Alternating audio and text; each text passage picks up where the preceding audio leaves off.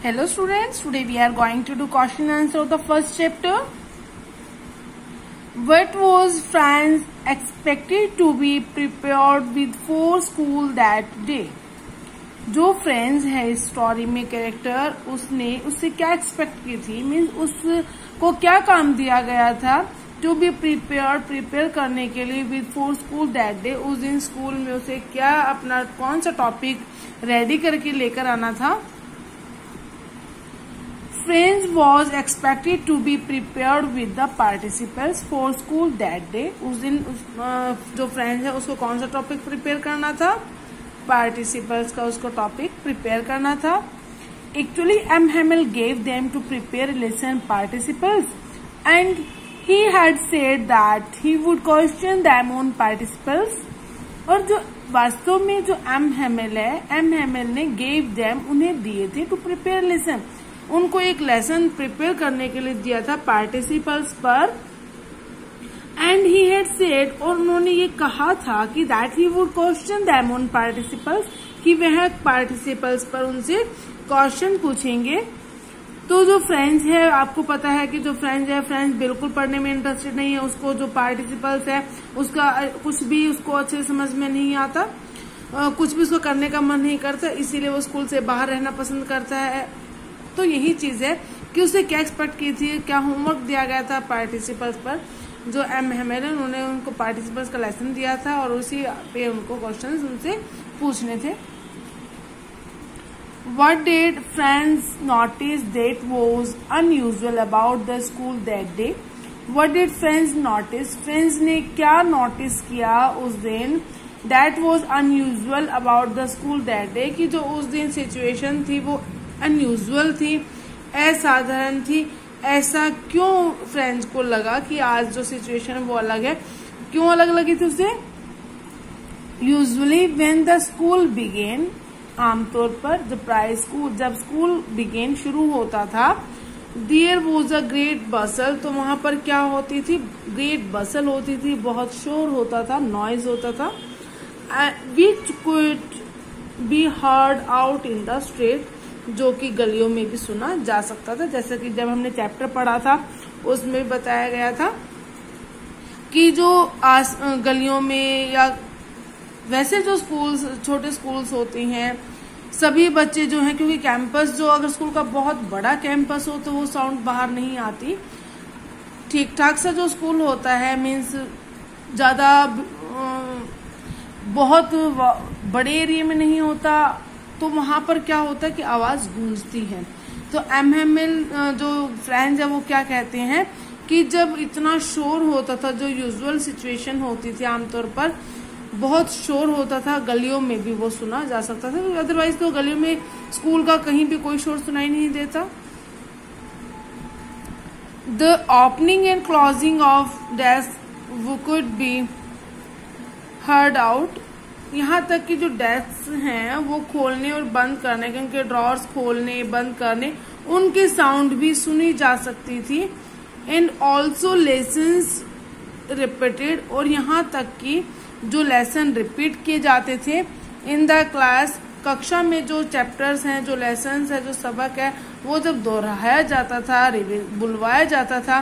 The teachers great ruler, जो teacher के जो रूलर होते थे, जो डंडे होते थे, उनकी रैपिंग ऑन द टेबल, जब वो टेबल पर रैप करते थे उसकी साउंड भी सुनाई दी जा सकती थी। बट दैट डे, लेकिन उस दिन एवरीथिंग वॉज क्वाइट एंड, हर चीज कैसी थी, बिल्कुल ही क्वाइट, शांत थी। एंड और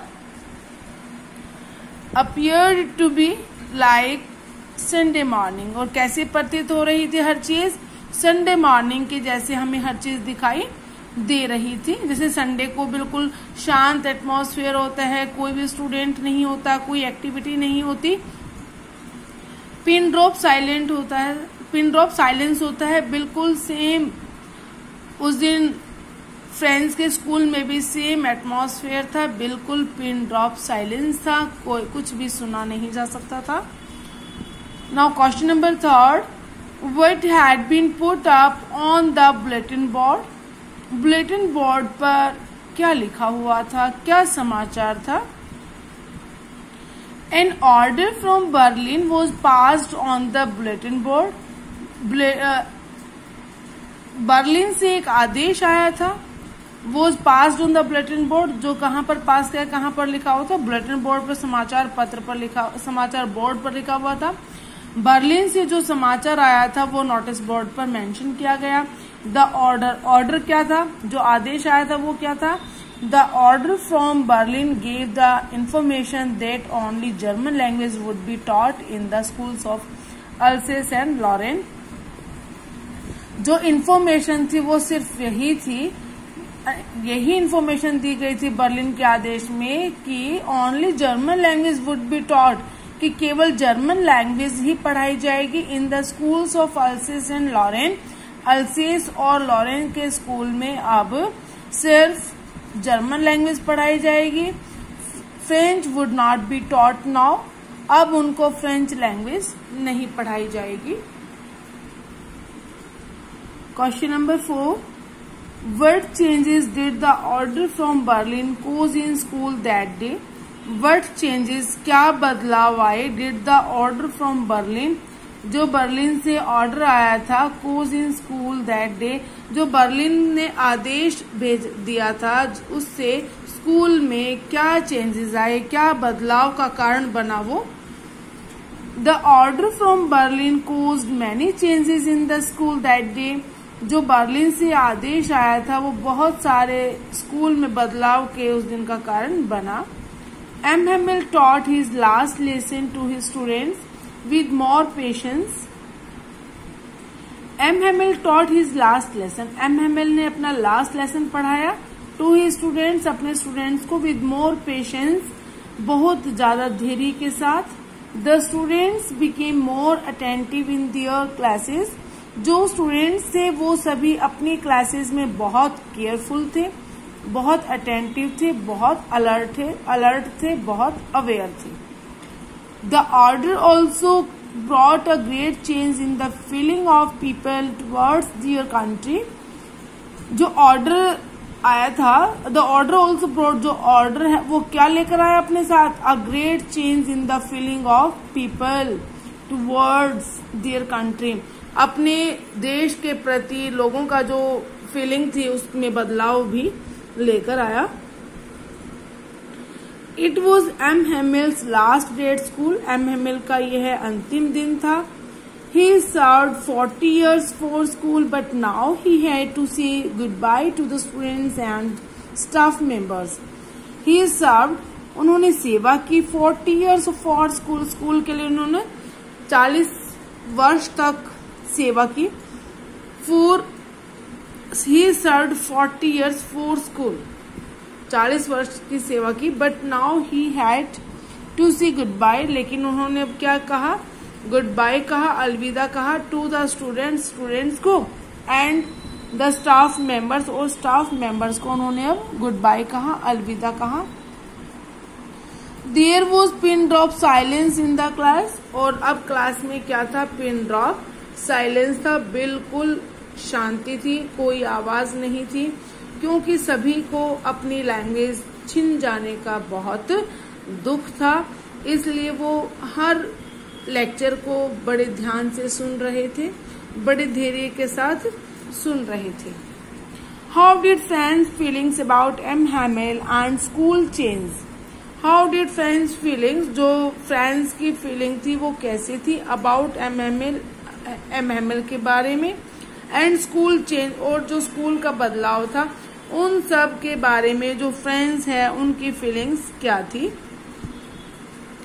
When M. Hamill told the students, जब M. Hamill ने स्टूडेंट्स को बताया that about the order from Berlin, Berlin से जो आदेश आया था, बर्लिन से जो आदेश पारित किया गया था उसके बारे में जब M. Hamill ने स्टूडेंट्स को बताया, and it was their last French lesson, और उन्हें ये बताया कि आज उनका फ्रेंच का ये लास्ट लेसन है।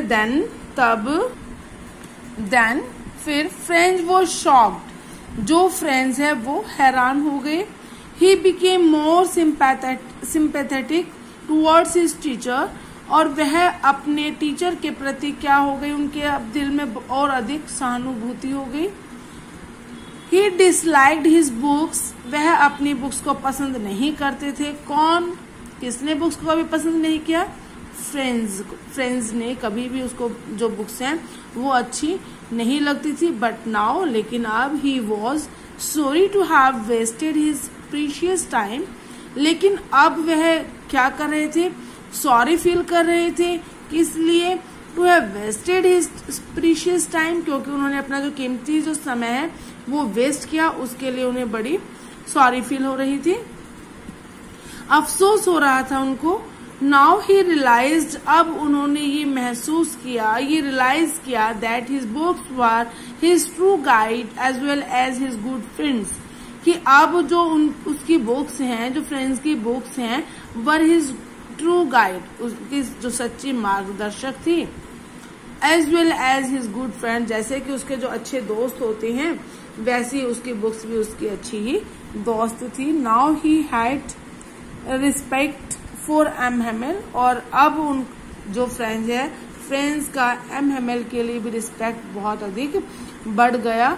ही forgot about his ruler and anger, अब वह जो एम हेमेल थे उनके रूलर मीन्स जो वो डंडे लगाते थे, उनके आयरन रूलर को वो भूल चुका था, एंड एंगर, और जो उनका जो क्रैंकी नेचर था, जो स्ट्रिक्ट बिहेवियर था, उसको भी एमएमएल भूल गया। ये सिचुएशन आप लोगों के साथ भी तो होती है स्टूडेंट, जब तक टीचर गुस्सा करते हैं, आपको डांटते हैं, आपको फटकारते हैं, आपको बहुत बुरा लगता है, लेकिन जब वो टीचर जाने वाले होते हैं तो कुछ समय के लिए आप सिंपैथी शो करते हो। लेकिन यहाँ पर फॉर्मेलिटी नहीं है, यहाँ पर फ्रेंड्स दिल से सिंपैथी शो कर रही हैं अपने टीचर के प्रति। Now, question number 6. The people in this story suddenly realize how precious their language is to them. अचानक से इस चैप्टर में, इस स्टोरी में जो लोग हैं उनको वो महसूस करते हैं कि जो उनके लैंग्वेज है वो उनके लिए कितनी कीमती है, कितनी प्रीशियस है। What shows you this? Why does this happen? What shows you this? आप इसको कैसे शो करते हैं? Why does this happen? ऐसा क्यों हुआ, ऐसा क्यों होता है कि जो उनको अपनी लैंग्वेज के प्रति इतना लगा हुआ? क्योंकि स्टूडेंट्स क्या होता है कि जो चीज जब तक हमारे पास है हमें उसकी वैल्यू नहीं पता होती है, लेकिन जब हमारे पास से वो दूर जाने लगती है तो हमें उसकी कीमत का पता चलता है। सेम हियर कि M Hamel told the students, M Hamel ने स्टूडेंट्स को बताया, एंड विलेजर्स, और ग्रामीणों को बताया, गांव वासियों को बताया, that only German language would be taught in the schools of Alsace and Lorraine. M Hamel ने स्टूडेंट्स और विलेजर्स को क्या बताया? क्योंकि हमने चैप्टर में पढ़ा था जो विलेजर्स हैं वो स्कूल में आए हुए हैं और क्लासरूम में पीछे बेंचेस पर बैठे हुए हैं। एम्प्टी बेंचेस जो हमेशा खाली रहते थे, आज वो उस बेंच पर, उन बेंचेस पर विलेजर्स आकर बैठे हुए हैं। और एम हेमेल ने गांव वालों को और स्टूडेंट्स को बताया कि जो उनकी जर्मन लैंग्वेज है, अब अल्सेस और लॉरेन के स्कूल्स में जर्मन लैंग्वेज पढ़ाई जाएगी, फ्रेंच लैंग्वेज अब उनको नहीं पढ़ाई जाएगी। Now they couldn't speak in French language, neither they could write nor right in German language. He said that, उन्होंने कहा कि for the enslaved people, enslaved क्या होता है? मेड स्लेव, जिनको गुलाम बनाया जाता है। He said that for the enslaved people, उन्होंने गुलाम लोगों के लिए कहा, their language was the key to their prison, कि जो उनकी लैंग्वेज है, उनकी भाषा है, वही उनके लिए क्या है? उनकी प्रिजन की चाबी है। क्योंकि यूनिटी जब होती है, हम जब अपनी उस पर फॉर्म होती हैं, जब फॉर्मनेस होती है, जब दृढ़ता आती है, तो हम अपनी जो भी हमारी इच्छा होती है, जो भी हमारी मांग होती है, वो हमारी फुलफिल हो जाती है। Then the people realized how precious their language was to them. Then the people realised, फिर लोगों ने महसूस किया how precious their language was to them, कि जो उनकी लैंग्वेज है उनके लिए कितनी कीमती है, कितनी प्रीशियस है। This shows people's love and respect for their tradition, language and country. This shows, यह ये दिखाता है, ये हमारा ऊपर क्वेश्चन था ना, व्हाट शोज यू दिस, ये तुम्हें क्या दिखाता है, ये हमें क्या दिखाता है, दिस शोज, ये हमें दिखाता है people's love and respect for their tradition, कि लोगों का प्यार और सम्मान अपने ट्रेडिशन, अपनी परंपराओं के प्रति, अपने लैंग्वेज के प्रति और अपने देश के प्रति जो उनका रिस्पेक्ट है, जो उनका लव है, उसको शो करता है। फ्रेंच थिंक्स, जो फ्रेंच है, फ्रेंच सोचते हैं, फ्रेंच ने सोचा, will they make them sing in German, क्या अब ये भी जर्मन में गाएंगे। इवन द पिजन्स, यहाँ तक कि पिजन्स, जब हम चैप्टर को पढ़ते हैं, हमने पढ़ा भी है कि जब रूफ के ऊपर जब क्लासरूम चल रही होती है, जब बच्चे हैं अपने उस पर लिख रहे होते हैं, राइटिंग वर्क जो दिया होता है, तो फिर जो फ्रेंड्स की नजर है ऊपर रूफ पर जाती है, वहां पर पिजन्स गुटर गुटर कर रहे होते हैं, गुड साउंड कर रहे होते हैं। तो फ्रेंड्स उनको देखकर क्या कहता है कि क्या अब जो पिजन्स हैं, जो बर्ड्स हैं, क्या अब बर्ड्स को भी जर्मन लैंग्वेज ही बोलनी पड़ेगी। What could this mean? इसका मीनिंग क्या हो सकता है, इसका क्या अर्थ हो सकता है। Man has an inherent desire for power and unfortunately when he achieves it uses it wrongly. Man has an inherent desire, जो मनुष्य है उसके पास क्या होती है, एक अपनी इनहेरेंट डिजायर होती है। इनहेरेंट डिजायर में जो उनको पूर्वजों से मिली हुई है, उसको अपनी धरोहर को समेट कर रखने की जो उनकी इच्छा होती है। फॉर पावर एंड अनफॉर्चुनेटली, और उनके पास शक्ति भी यही होती है जो उनकी डिजायर होती है, जो उनको पावरफुल बनाती है। एंड अनफॉर्चुनेटली, और दुर्भाग्यवश, व्हेन ही अचीव्स इट, जब वे इसे प्राप्त कर लेते हैं, इट यूजेज इट रॉन्गली, तो वे इसे गलत तरीके से यूज करते हैं। क्योंकि स्टूडेंट्स आपका भी ये है ना कि जो आपके पेरेंट्स आपको दिलाकर देते हैं शुरू में, तो आप थोड़ा सा जिद करके मंगवा लेते हैं, लेकिन बाद में क्या होता है, बाद में आपके लिए उसकी कोई कीमत नहीं है। अब आपकी जो स्टडीज आपकी जो चल रही है, वो स्टडीज आपके लिए अब आपको ये लगता है कि नहीं, हम नहीं पढ़ रहे हैं, हमें अच्छा लग रहा है लॉकडाउन, लेकिन क्या स्टूडेंट्स आपके लिए ये सब कुछ ठीक चल रहा है? नहीं, ये बहुत प्रीशियस टाइम है, आपको इसका बेनिफिट लेना चाहिए, आपको अच्छे से स्टडीज करनी चाहिए। He wants absolute insolvent and thus wants not only land but wants to master the mind and heart also. लेकिन क्या है कि वो क्या चाहता है, ये सब ही absolute insolvent and thus wants not only land but wants to master the mind and heart also.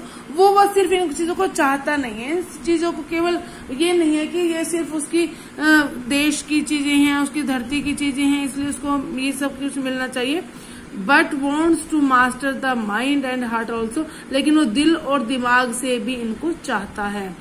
The story which is set in the French-Persian War brings dominant nature of man. लेकिन जो ये कहानी है which is set in the French-Persian war, जब किस समय set की गई थी स्टूडेंट्स, ये क्वेश्चन मोस्ट इम्पोर्टेंट है। ये आ जाता है कि जो इनके जो सेटिंग है स्टोरी की, उसके बारे में आप बताइए वो किस सिचुएशन में हुई थी। Set in the French of Persian war, जब फ्रेंच और पर्शियन वॉर, जब पर्शियन लोगों का वॉर हुआ था, युद्ध हुआ था। Brings dominant nature of man, इससे क्या पता चलता है, इंसान के डोमिनेंट नेचर का पता चलता है। Prussian had acquired the districts of Alsace and Lorraine, जो पर्शियन है उन्होंने एक्वायर कर ली थी अल्सेस और लॉरेन की सिटी इन द वॉर, युद्ध में जब फ्रांस जो है वो पर्शिया के हाथों में चला गया था, और जो फ्रेंच है, फ्रेंच की जो अल्सेस और लॉरेन कंट्रीज हैं, ये पर्शिया के हाथ में चली गई थी। But it was not only that, लेकिन केवल यही नहीं था, दे वॉन्टेड, जो वे चाहते थे, they even wanted to take their language from them, बल्कि उन्होंने तो उनसे उनकी भाषाएं भी छीन ली, भाषा को भी छीन लिया।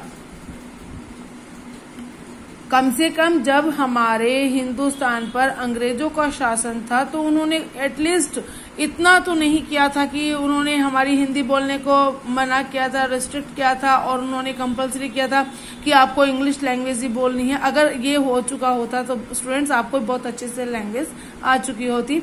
तो ये क्या है कि लेकिन यहाँ पर क्या है, जो पर्शियंस थे उन्होंने ये कंपलसरी कर दिया था कि सिर्फ हम अपना यहाँ पर शासन ही नहीं करेंगे, ये जो डिस्ट्रिक्ट्स हैं अल्सेस और लॉर्नी हमारे हाथों में आ गई है, बल्कि ये कि हमारी जो लैंग्वेज है वो भी आप लोगों को बोलनी होगी, आपको अपनी लैंग्वेज बोलने का कोई अधिकार नहीं है।